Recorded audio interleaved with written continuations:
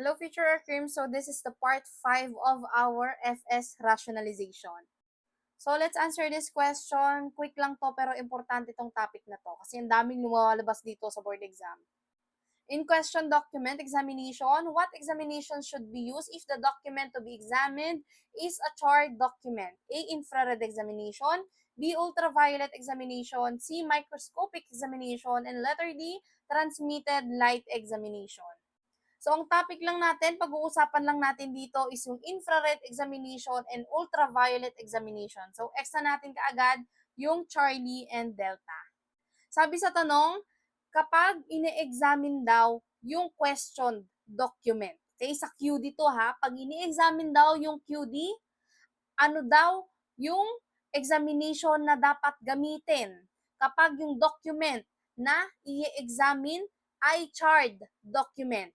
Ano ba pag sinabing charred document? Ito yung sunog na or nasunog ng dokumento. Okay, kapag sunog na dokumento ang ating i-examine, ano ang kailangang gamitin na examination dito? Infrared or ultraviolet? The answer for this one is infrared examination.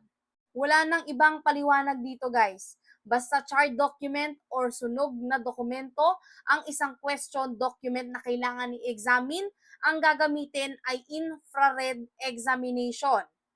May papakita ko sa inyo ang isang example na photo na galing sa Google para makita nyo kung paano ba or ano ba yung itsura ng sunog na document tapos kapag ginamitan ng infrared examination, makikita na yung mga parts o yung parts ng isang document na yon wherein kung saan yung parte na nasunog, nakikita pa din yung mga letters.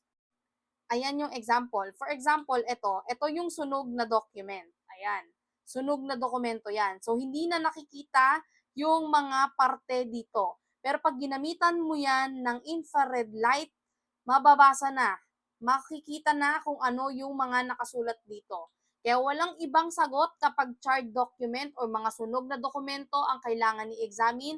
Walang kang ibang isasagot kundi infrared examination.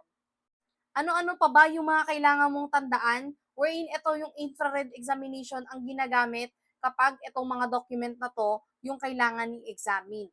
Di ba unang-una dyan, charred documents. Pangalawa, yung mga obliterated writing o yung mga binura na sulat. Okay? Di ba? May original na text, nilagyan ng bura-bura. Pag ginamitan mo yon ng infrared, makikita kung ano yung talagang original text na nasa ilalim nung obliterated writing na yon.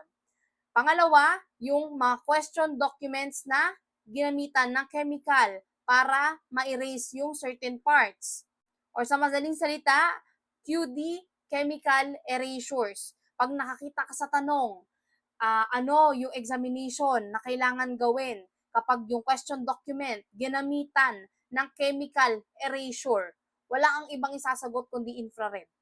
Sabi ko nga sa lahat ng CLE areas, ito yung marami kang kakabisaduhin. Dito sa forensic science talaga. Kasi technical siya.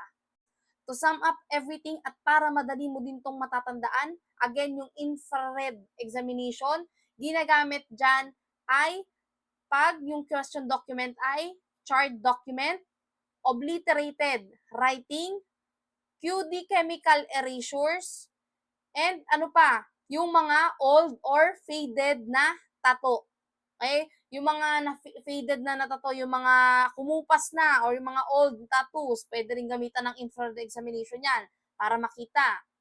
Sa ultraviolet examination naman, ang tatandaan mo dyan, mechanical erasures or alterations, invisible writings or secret ink, mga bodily fluid like biological evidence, fiber, or yung mga fingerprints na nasa multicolored na background.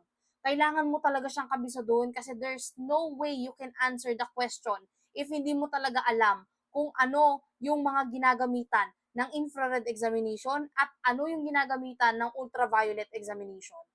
So para matandaan mo at matulungan kitang matandaan yung mga to, ikakategorize natin yan, ilalagay ko sa comment section. So sana natuto kayo dito sa rasyo natin. Follow for more videos.